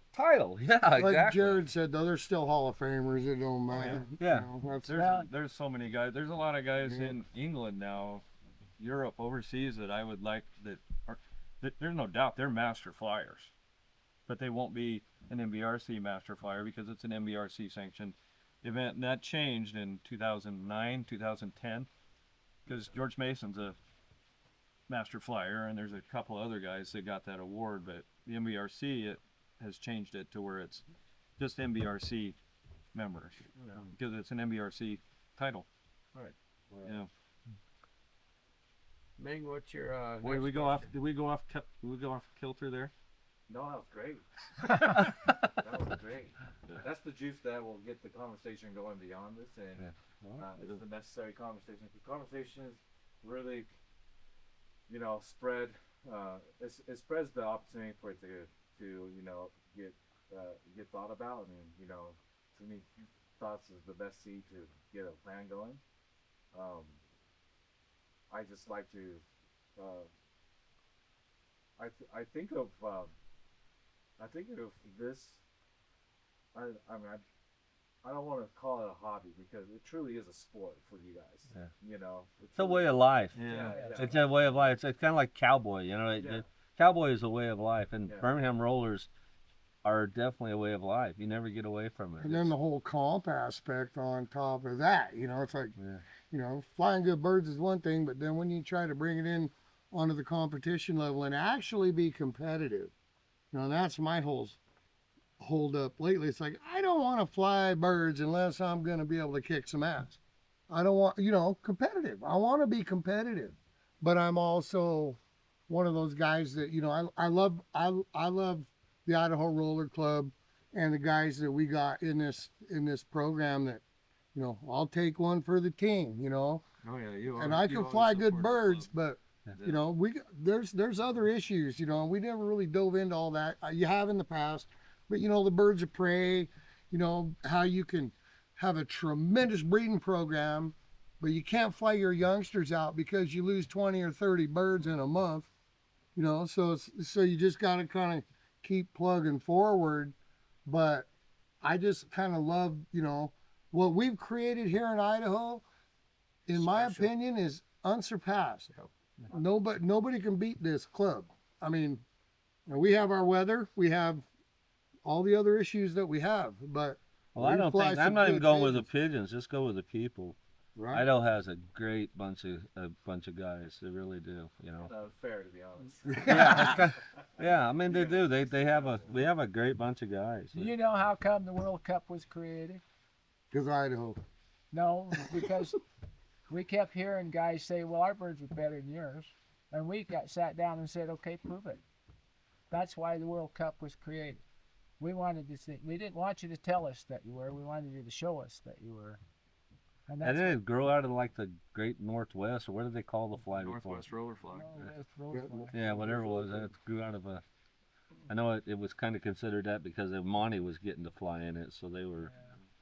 Yeah. Then we expanded it to the, what did we, Yeah, they come our Far way because I flew in it in 1990. Yeah. yeah, Was the first year I flew in it. Well, I'll tell you what, guys, the Idaho Roller Club, if everybody's on the same page, because everybody's got messed up work schedules, but when you get the whole group together And if we all had our birds on point at the same time, Oh man. it would be devastating. I mean, we got the goods. That's how I see it. I mean, we're kicking butt. What But I- everybody's not on that same page because everybody's kind of got their own separate lives. And we got a big, you guys have seen it. We got a big state. You know, can't do it all in a day. What I'd like to see is a way to measure all these regions, right? Where, you know, where you could kind of give a proper measurement to each region. Like this region being like a 5-star region, right? Based because of you guys' scoring system here. So that, you know, you can kind of give merit to each other. You can give the 5-star region to this one because of the Master Flyers and the Hall of Famers that are in our group. Yeah, and the national championships and the World Cups and the, you know, All we need's a weather. I don't even know where. If we got good weather, we could throw down some kids. That's Yeah, all it's a good region. I mean, Yeah. I'm not saying it's better than anywhere else. Everybody has their thing, but Yeah. Idaho has a good region with good people. You know? Yeah. If you're a Pigeon guy, come on over. Where you You don't like- believe us? If not, we're full. We like hunting and Montana fishing. has space. I keep saying that, don't I? Don moved here. Ask him how easy it is. Yeah. Yeah. That's really what I meant to say was like, why Idaho for pigeons? You know. Oh man, it's one of the best states in the entire country, if not the world, to fly pigeons from. Because of who we are, because of the guys that live here, but because of the quality of pigeons that we fly. Right. You know, you can come here, you can be a backyard flyer, because there's a lot of them in this state that don't fly in our club. I bet there's as many backyard flyers in this area that there are in our actual club. Well, there's some members in our club that really don't fly Yeah. crop that much, but got So- excellent birds. To come to Excellent. Idaho for white pigeons in Idaho, it's well, for Kenny said, it's the people, for one, the quality of the pigeons. Yeah. Well, you know, when I moved here, I checked to make sure we had a local club, right? I mean, because I flew rollers, and I still remember. So Brent and Doc and all of them, they had a system for new guys, and you had to come into the. When you scored, you had to be in the middle of them. Well, I'd play second in the World Cup. So if I walk in there, I'm all cocky. Yeah, I'm gonna do my thing here. And, they're like, no, you gotta judge just like everyone else. You gotta qualify. So I did, man. I'm sitting there judging. Have to come in between Brent and Doc or Brent and Dirk or whoever. And Do that. it did, and it was a great system. It honestly is. It's a great system. I But think, You had to I earn think your, it you had to should- earn your wings. I think Yeah. it should be that way across the country. Yeah, I do too. I honestly do. We threw out with the guys that judged. We threw out the high and the low, and you were proud, got promoted if you were in the middle most of the time. And they had no respect for your flying ability whatsoever. You were just like every other person, and I love that. That's the good stuff. You come here, you gotta, you can tell them how great you are, but you're gonna have to fucking show your salt. Well, Yeah. there again, don't tell me what you're doing. Show me. Yeah. Would there ever be a day for guys to make a living and make the sport to where a guy can make a living? No. Only if we get a competition buy-ins and- billionaire who What can do you mean? build a Rephrase that. Superdome so everybody flies under the same weather, the same conditions, same bird of prey, same. So it would take literally a Superdome type thing where, and then everybody takes their kit there and you compete together. Because right now, weather plays Yeah. so much of a, you can have the best kit in the world. And I've said this many times. I've had a great kit that I know is good, that I know is competitive. And I do poorly with it. You get a bad weather, you get hot, you get winds, you get whatever. And then I have a mediocre kit and I'll place really high. It's just because I got great weather, And so it that's how much it affects everything that you do. Yeah, weather in Idaho, weather's everything. You can predict. Well, it's everywhere. Fly your birds one day, even a 20-bird or an 11-bird team, and just they're ripping, and you're calling your buddies, going, "Oh God, you got to see this." Give them a few days rest. Think on fly day they're going to produce, and just, you get a shitty wind, or whatever. You know, I judged the national in 23, national fly, and there was only one day that had wind, and there was only one day that had rain. Every other day was sunny and nice. Wow. The whole, I mean, I judged from the 21st of September to the 7th of December. Yeah, but sunny and nice cannot always be a, and I haven't figured that out either. A little bit of wind's cool, but Sunny and nice got him bad. Yeah. So I asked that because, like, I think about how rodeo is, and Yeah. wondering if there's, and you had a great point there, Ken. Not everybody gets the gets the same fair conditions, right? You're right. Because this competition. And roller guys are cheap. yes, That- Oh, yeah. You gotta throw that in there. yeah. what? Yeah. We're cheap. We're the cheap Oh, we're ones. cheap. We're cheap. Yeah. Yeah, I like. Yeah. We all got holes in our pockets, you know. Yeah. One of the things I wish that was brought up more nationally is the individual certification bird. The what? The Oh, certifica- certification. certif- Certified spinner. Certified spinner. Because I don't think that there's great birds out there. Man, Big time. Jerry Chacon Super Sports, you can't beat it with a certified spinner. What? Yeah. No, but you know what? That's a great point. If you think back, I mean, because I've kind of, That'd be badass. to being- have a certified spinner. Involved in the roller so much. You go back to the past. I mean, you had birds like Little Bluebird and 514. These pigeons were like Hall of Famers, that everybody looked at, and we lost all of that. Yeah. That's Somewhere along the line, something happened, and we quit the admiration for a true bird. high quality pigeon. And I don't know how that happened. And when especially if we're doing 11 bird flies, and there's 10 guys watching, there should be a certification going on there. Yeah, especially if a guy has a bird he thinks good enough and have everybody watch it would be. Yeah. You know. I think it's overlooked because we have the people and the birds, and it just a matter Well, we of did doing some of it. Now, when our 11 bird, we do have. It's in there. It's a nice thing. It has Peter Beater right on it.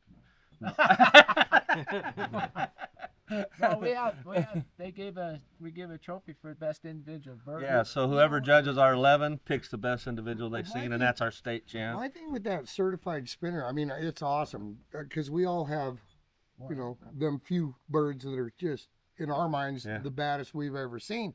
But if it's certified a certified spinner, will it produce the same in the stock loft? Well, I'm thinking certified breeder. well, I mean, producer, whatever. the old Donalette and then the old what was it? PRA. PRA Yeah, had the certified or the proven spinner and the proven producer. yeah. See, Yeah. The producer had to make 3 proven performers, and I think great. Yeah, that was a great good program. Yeah.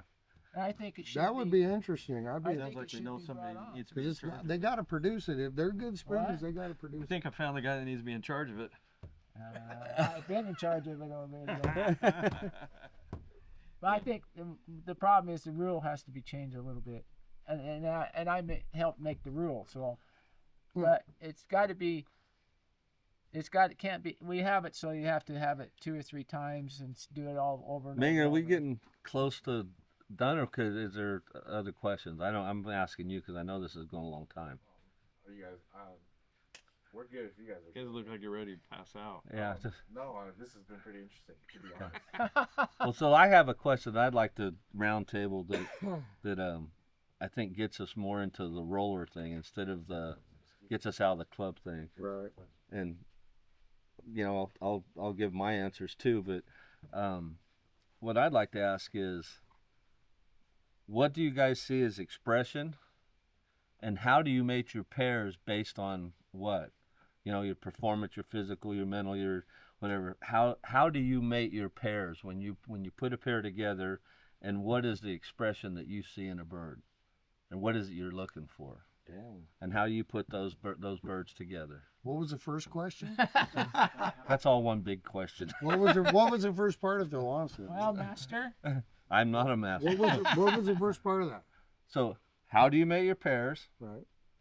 How do you see expression? And then how do you mate your pairs do you balance that expression? Do you match that expression? Do your physical part? Do you match that? Do you balance that? Do you try and, like Ken Easley used to say, build a car? You know, first you gotta get the body and put the brakes and put the motor. How do you see that? Wow. That's a tough question. I'm mating my pairs now based on performance. I mean, I think they have to be, for me, within the same family, but I don't know, not necessarily super tight. But I think I picked my pairs primarily now. It used to be mostly based on genetics or family, but now at this point, I'm basing my birds on performance in the air, moving to the stock loft. And I think as a natural progression or evolve, the expression on those pigeons is going to be similar. Some of my expression I look for is, and that's a tough term, expression, right? A lot of guys just can't understand that unless you see it. But for me, I guess a quick term for expression for me might be some eye sign. When I look into pigeons' eyes, and I know there's a lot of thought about eye sign and things like that, and that's not a determining factor, but expression for me, I think, starts going hand in hand with when I pick performers out of the air that get moved to the stock loft. I think they're going to have a similar expression, body type, the way they hold themselves, the way they, their mannerisms in the loft when you're trying to hold them or whatever it is. You want those pigeons that are just freaking out all the time. I think they kind of start to meld together a little bit and evolve to where they all kind of will start to have a similar expression. But I don't know if that answers the question. Yeah, I don't think there's any right or wrong to it. I think it's a the answer is performance thing for me, and I think that once the performance starts getting so you're saying that performance is my initial is your initial thing, and it by proxy, I guess. Yeah. It produces the expression that you are looking for. Yeah, and I think right off the bat, I mean, an expression of a pigeon, the way a pigeon looks, I like the way a certain pigeon looks. There's some families of pigeons out there I think just look like weird ducks, and they're just not going to be in my loft anyway. But I think what I have and what's naturally been able to stay in my loft or my program, then picking for performance, it starts to, by proxy, it evolves to where the expression is all similar. So an ask. So when you pick those pigeons, you're saying so the expression kind of ends up the same. So by picking the pigeon who does great in the air, you put him over here, now he's a breeder, come in your family. Does that pigeon necessarily, is that teaching you what the expression is? You just follow the performance, and then that teaches you the expression, and you think that all. But what happens if you have a pigeon based on performance?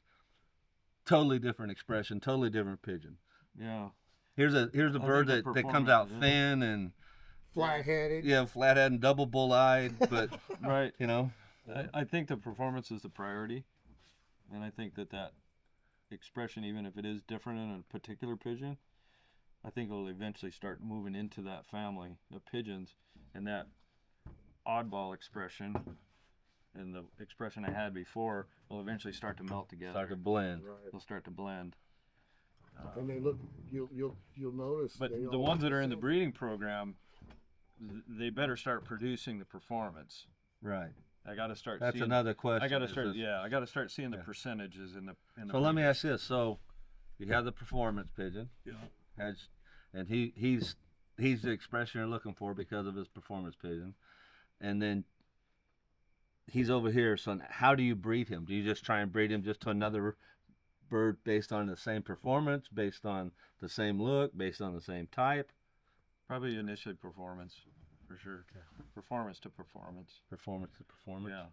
Yeah. Just the standard of my performance is that's what I want to breed from, because genetically they have that performance in them. They should start producing that performance. Right. Yeah, they showed you what you want. Yeah. Takes years though. Takes years to figure that one out. So it can take not as long as you would think. Well, if you're getting peeled back by the birds of prey. Well, me and Kenny's had this discussion for years ago, but So you breed, you fly the birds and you fly them 2 years, whatever. I tried to get them through the second molt before I decided what they were. Yep.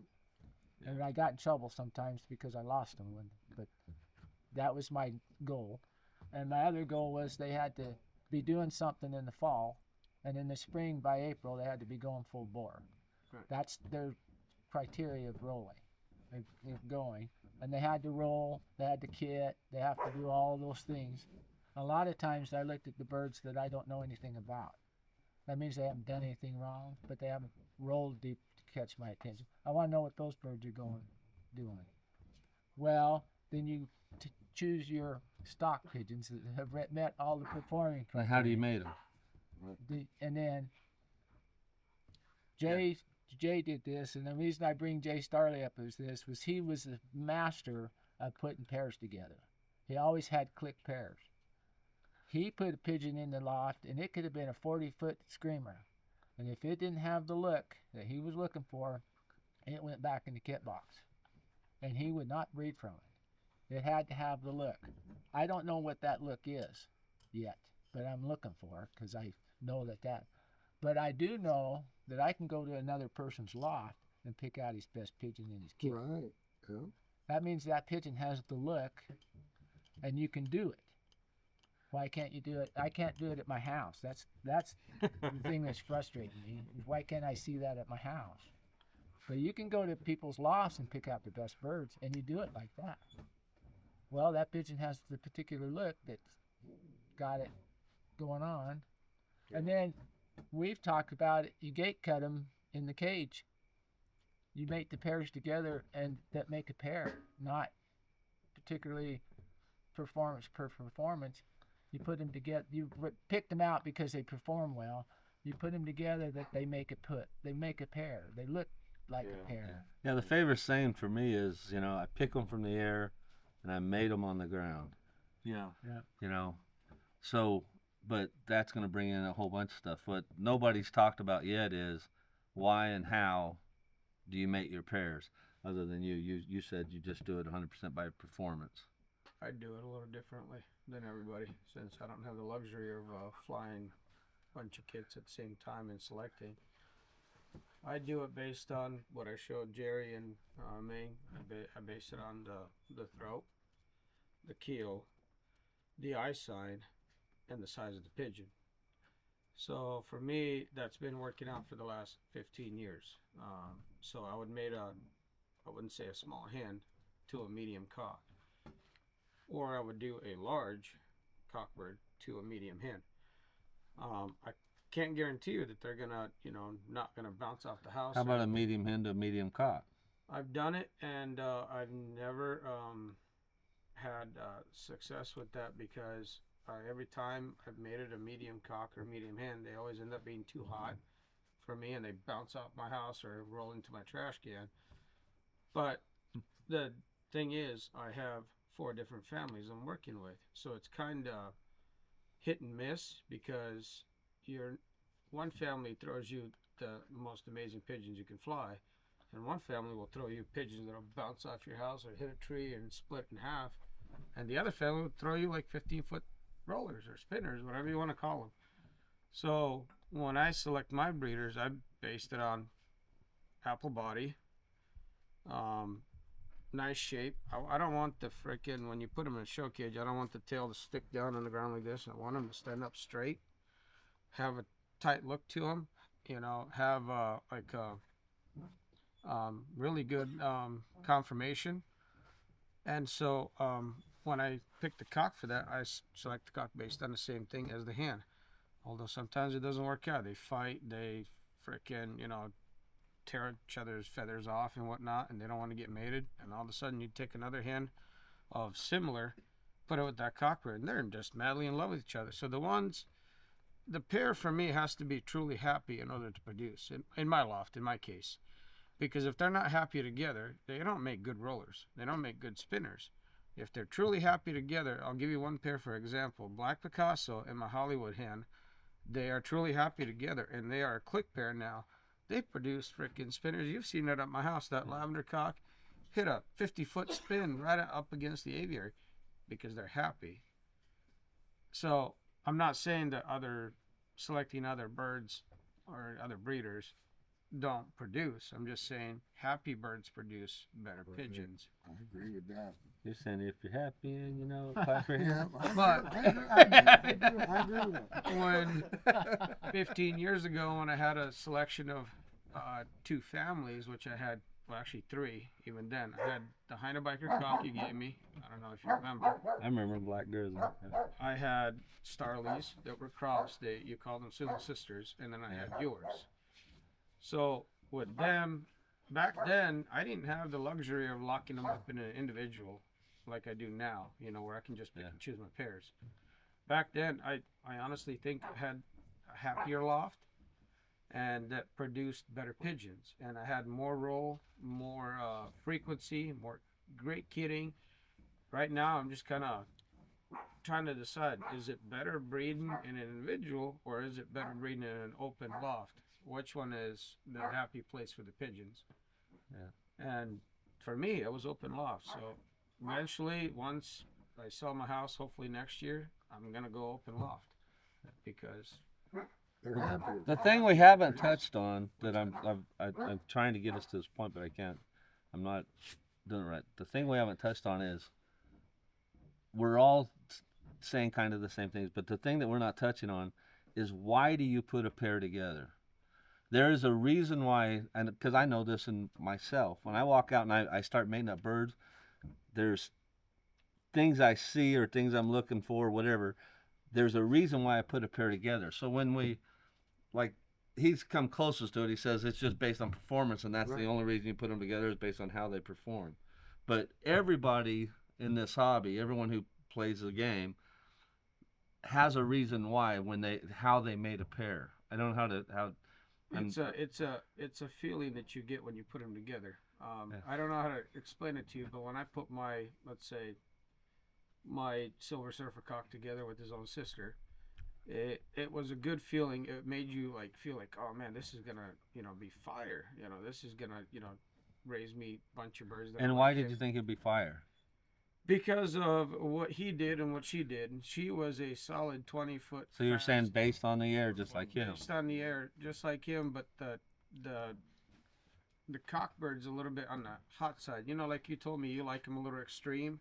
Yeah, I like my cocks. I like them a little extreme, but I don't want them too extreme where they're bouncing off my house. I like the cocks a little hot and the hens about perfect. About perfect, yeah. So what's your reason then?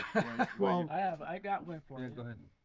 Well, I think that what's overlooked sometimes is that when you've got an established breeder, like say you have a particular cock, when I was looking for us, I was watching what that cock was producing. Or I would put a particular hen on him because I knew that hen would throw 30 footers, and I'd want that cock. I'd put that cock on her to find out if he threw 30 footers with her. Or but if that he takes threw- a couple years to figure it out. does. but that's part of the. So Right. you're breeding 15 pair, or 10 pair. Well, why aren't 5 of them? That putting them together because you know what they each one are throwing, and this is what I'm after. Holy moly! You're And throwing, it didn't break. you're That throwing- bottle bounces. So, particular pair that I was pretty fond of is Little Miss Perfect and the red bar from Scott Brandt. Well, the Little Miss Perfect flew in the kit perfectly, and she was a 20-footer looking, and he's a 30-footer, 30 to 35-footer, going 15 to 20 times in a fly, and not been prepped. He just did it. Well, you put those together, and I'm watching out what did he throw in the babies? Did the 30-footer throw the 30-footers, or did she produce the really tight kidder? What are they throwing? And then I would breed the bird according to what they were producing. Yeah. Okay, so here leading off of that, how many of you guys have just seen a pigeon sitting on the perch, or don't matter out there, whatever? But how many birds do you have that you just seen that pigeon and you say, man, that's going to be a producer. I know it. Oh yeah. I know it. Here, let me start this, and I wanna go back on the previous thing we were just talking about. Is that I'm in a really unique situation where I've got a family of pigeons that's been cultivated for what, 45 years now, 40 years. Had a long time. But I haven't brought anything in except for a slight outcross, which is Starly blood. I'm trying to work with a little bit of Olette blood to see what that brings. But my unique situation is that it doesn't matter. You know, we talk about how we want to pair these pigeons up, and I totally agree with Jarod. You go off the spin, you go off good spinning pigeons, but over time, my type, everything about the pigeon, how it holds in the hand, like Daniel talked about the apple body feel, all that stuff. When you got good spinners, after a while, you look in the kit box and it's like, why are those birds kit birds? Those are breeders. They all start looking the same. Right. Eye sign. We can go for hours on eye sign. We can go for, all the different qualities that make, but when and I totally agree with Jarod. If you're making spin to spin, but my unique situation is that I can't fly for 2 years like you were talking about. Solid flight. You watch your youngsters come in, watch them develop, pick them the best out of the. I'm in a situation now where I can't do that. Because the Peregrine Falcons and the Cooper Hawks kill them. They get my best birds, so I'm in a situation where, because of the blood behind each finger of the family of pig, I have to put a couple away, straight off the nest. And to me, that's a no-no. I mean, you want to pick them out of the air. You want spinners. Right. If you're going to breed, you want to be breeding out of spinners. But I know that whatever finger of the family of birds I have, they're all related, that the performance is behind them, no matter what. So, I don't care. I can't see it on the perch yet, Kenny. I can't. What you're talking about, where you can just go in and you can see a bird on the perch or whatever, and just say that's a breed. I don't know if I can see that clearly yet, but I was showing Ming a bird today, which I know is a good pigeon and breeds good pigeons and is back in the kit box, and I just saw her in the show cage today, and I was just looking at her. I'm like, that right there is a smoking pigeon. Now, had I never known what that pigeon did, Just before, looking at her as but a just by stranger. looking at her, that's my type of pigeon. Yeah. So was that a result of the evolution of what I've been breeding for? And now, can I now go into my kit boxes and see a pigeon that might look similar to her and say, that's a breeder? Well, I'm not at that one of- level yet. one of the You know what I mean? things that you do I'm just not at that level. when you go visit lofts and you see pigeons fly and you see the guy's best pigeon, you ask the guy if you can handle that best pigeon. Well, and you learn yeah. what that handles and what it looks like. not pretty everybody soon. Brand's going to show you his best pigeon when we go visit them. Oh yeah, they will. I'll show. Oh yeah, you I'll look in their Yeah. kit box. You look in Have their to kit show box and you'll see their best pigeon in the You breeder. already saw it. Guaranteed. So I went to Don's house. Well, When I was, well, check this out. So I went to Don's house when I wanted to buy a couple pair of birds, although it turned out to be 4 pair over time. That Don had said, why don't you go inside my loft and pick out a pigeon that you like? And you know me, 99.9% of the time, it's always, get the fuck off my property, you bastard. And, I went in there, picked this black white flight cock. First thing he says, get the fuck out. Get out of here. And then calls me back, is okay. I didn't mean to do that. If you want to come back and you want to buy that pigeon, $250, I'll give it to you. So I went back, I bought him, and I bought another one along with it. He called again, he's saying I got one of the best birds, that he should have never sold, but yet his loss was my gain. But that just kind of, nobody's going to show you their best birds. You're going to, they might show it in the kit box, but as far as You're breeders, gonna they're see not it in going the to kit tell you. no, I said kit. You fly them in the kit. In the Yeah, kit, you'll you're see going it in to the see kit them, box. Find, see the best but in pigeon the that breeder you loft, like. man, there's no way that somebody's going to be like, hey, that's my #1 producer. You're going to have to know what you're doing. Well, you're not going to be a stranger and do that, but once No. you get to know them, they'll No. do that. No. I've But done it they'll several let you- times. and I've they'll been let kicked you off the handle property, their- man. It's just, They'll let you handle their flying bird, oh yeah, and then you learn they'll never let you take if you it. like that pigeon. 'Cause if they you need it for like the that program. pigeon and you saw it Freeze fly, tell me- then you learn how it Please tell handles me, and why what are it you looks flying like. these kit birds, man? No, they Pretty get- soon you start Oh, seeing it. maybe I did see it when I was in England. I don't know if we're getting running out of time. When I was in England, though, we were in whose loft were we in? We were in Peter Harper's loft. Who? Peter Harper, and Peter Harper, he doesn't fly competitively really anymore. But Gabe Glenn and I were in his loft and we're looking at his pigeons, and both Gabe and I, we like, what is that? Right there. There was a pigeon on the perch. We're like, what is that right there? Like, I want to handle that pigeon. So we handled the pigeon and everything like that. Well, it was like a two-time Rose Bowl winner or something like that. The Rose Bowl was like the best pigeon of the competition in the All England flag. But that's what it was. It was like one of the best pigeons he'd ever flown. But you could see it on the perch. So maybe that's what you're talking about. Yeah, well, I'm just. Yeah. Or the kit box. We're dying. You know, Ken. you You can gotta look- tell us, Ken. Come on, man. What? No, that's kind of. I was just trying to get to people. 'Cause for me, with my own family of pigeons, I have a few golden rules that have paid off well, and one of those things is I can see a producer in my family of pigeons.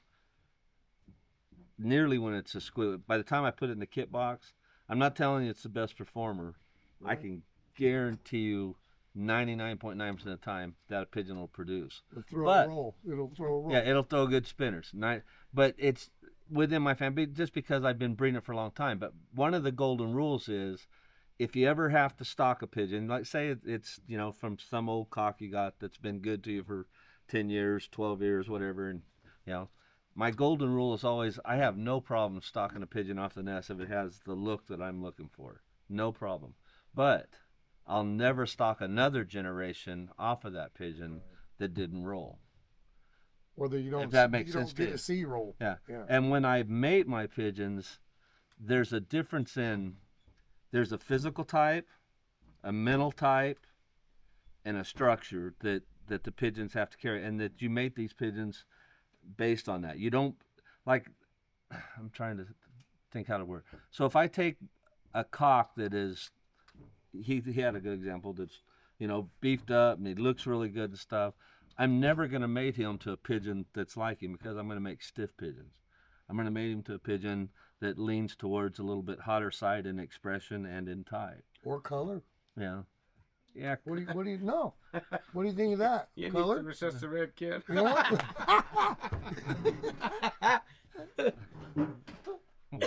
And so then my opinion on color. No.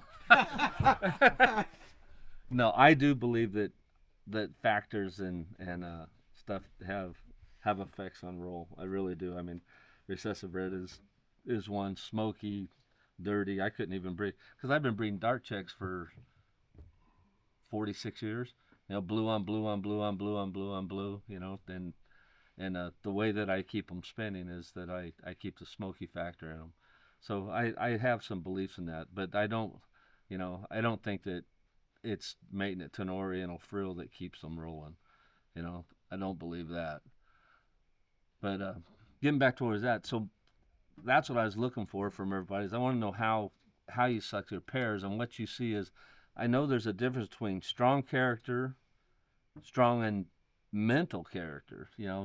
There's a difference between strong type and strong mental expression, and then the things that we cannot see or I can't, maybe some people cannot see on the perch. Things like kidding ability, heart, you can't see that, or I can't see that on sitting on the perch. But what you can see is you can see the richness of blood, and you can, if you know the history of the birds that you're dealing with, you can see that. But there's a richness to a pigeon that just yells at you, and that's what most people are picking. Like when you go to his house and you pick it, you're, without knowing that you're picking it, you're seeing the richness of blood in that pigeon, and you're picking it based on its expression.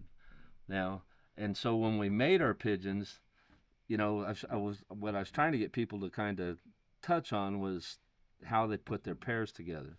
I mean, it's too simple to say, I just take two great rollers and I made them together. Because even the guys who say that, they're they have a tight knit family. Like let's take a Rick Shaning or somebody like that, and they know generations of those pigeons what they did, and so then by just picking a good one out of the air and a good one out of the air, it's just because they already know. They're not going and saying, well, I seen one over at his house and it was great, so I took that one home and made it up to this one. No, they're saying that was a great pigeon in the air based on this great pigeon in the air, and they made them up that way. You know, so there's reasons why we put pair, and I was just hoping, you know, we could dig in, you know, but You could. Rick talked about it. You can have pigeons with similar characteristics that have different families and be good. So you're looking for the heart. That's what you're looking for when you're flying them. Yeah. You're looking for the heart and the kidding, and they have to do all that stuff to even be considered to be Yeah. judged. those are all the physical things that they have to show you by flying them. Yeah. But then there's the other side of it that all breeders have it. People who breed good stock, not just in rollers, but people who breed good stock horses or good dogs. You got to handle them. Yeah, well, there's something that they do besides just it's a great performer. I can guarantee you, when they bring anything together that they're going to breed, it you see stuff that I guess it's hard to explain what you see. But so if you take a strong charactered expression bird, but do you believe that you could have a strong character and a strong expression in a physically weak body? Yeah. No. Yes. I don't know. I really don't. Okay, so do you think that you could have a weak charactered pigeon in a strong body, It won't produce anything. and will it produce anything? Especially when they're jammed up inbred for 15 years. Oh yeah, absolutely. Nope. I haven't had any luck with it. See all the agreement we have going on now? Well, I mean, okay, but here, I wanted to touch on this. This is, I mean, for me, this is personal to me. When we talk character and we talk, you know, everything that we talk about on the perch, or, you know, how a bird feels in the hand, all that. If you just raise up babies and throw them in the kit box, you don't handle them, and you don't really, like, their expression's different, their temperament's different, all that is different because they don't have that interaction. They're not. I've got birds that are wild as hell, but they roll their asses off. But they're you look at them on the perch and it's like, God, that, you know, and you look in their eye really deep and you look at them real close and you see that gold fleck inside their pupil. You know, those are breeder quality pigeons, but they're wild as a barn pigeon, but they roll their asses off, but their temperament is wild. It's, you know, you gotta. So how would you breed it? Huh? How would you breed it? To a circuser hit. Yeah. I'd breed it. Depends of whether it was a cock or hen, but I would put it to the best spinning hen that would complement that, or cockbird that would complement that. But then if you cannot fly those youngsters out, why even waste your time breeding it? Well, see, for me, I would take not any. So if a bird is mentally weaker, you would never mate a mentally weak pigeon on another mentally weak pigeon. You would never do it. Right. You know, you would never What take. about strong to strong? You would never mate strong to strong, but they're two different things. So if it's mentally strong, I would never make two mentally strong pigeons together either, and I would never make two physically weak pigeons together. But there's a twist in all three of those combinations that you can make great performing pigeons. Well, in my opinion, I'm you know, do you understand do you understand what I'm saying? So if you take mentally strong, okay, physically strong, right, and take their performance, do the same thing with a hen. You would never mate a physically strong cock on a physically strong hen because you would get seldom. You would never mate the mentally weak to the mentally weak because you would get mentally weak, you know. and you would never mate physically weak to physically weak. But you could take the physically weak, mate it to the physically strong, improve the type, improve the strength. You could do the same thing with mentally weak, because they're going to be your birds who roll like crazy and are too much, and you know, and put it on something that's mentally strong, and maybe get it the blend. So you could mate all of those things in combination, and you wrestle with, or at least I do, when I'm mating my pairs. I think of all those type of things. I think of their body structure, their strength, their character, you know, and you mate them, you blend them sometimes to correct. It's not a corrective breeding, it's a balanced breeding. Balanced breeding, yeah. You know, That's a good so word. you're just trying to balance it. Very rarely, and I'm not saying not always, but very rarely have I taken two outstanding individuals out of the air, put them together, and make outstanding pigeons. Right. Very rarely. Not that it doesn't happen, but very rarely have I taken two just, you know, man, that. And here's the thing: the better a pigeon is, the less possibility is it's going to reproduce itself, because, you know, Michael Jordan has a hard time making Michael Jordans. He can make kids that are great basketball Well, look at players. Rampage Jackson. Well, you know what I'm saying, the higher the standard is of the sire, the higher the kid's got to go to get above him. You know, he's just not going to. Or if you do it Yeah. wrong, the kid's gonna If you're beat going to the breed shit from a out of 1 in a million somebody. pigeon, Yeah, the chance of him producing 1 in a million babies are pretty slim. rough. Yeah.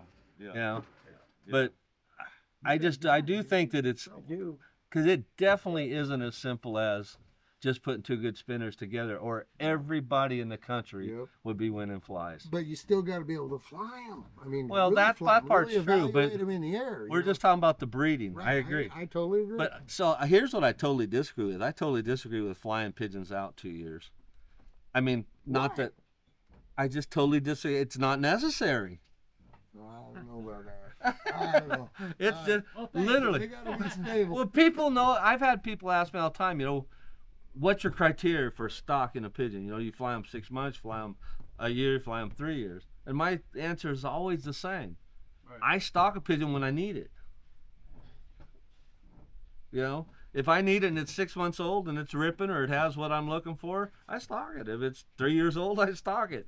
But Well, it's different when you have a 46-year established family and you know yeah. what they But do. still, I would take a pigeon. Okay, let's say you went over to Gabe's, or let's say you went over to Jared. You go to Jared's and you see two great pigeons spinning, right?